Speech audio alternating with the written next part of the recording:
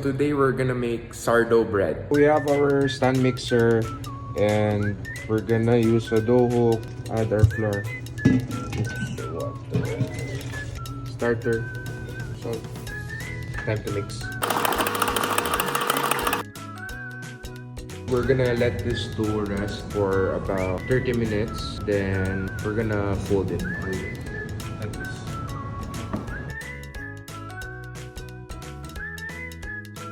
Makikita mo na bubbly and may structure. So it's time to bench rest it and portion it into loaves. Yan, ready to bake. Here we have our freshly baked sourdough bread. Time to slice it. Crunchy pero moist yung gitna.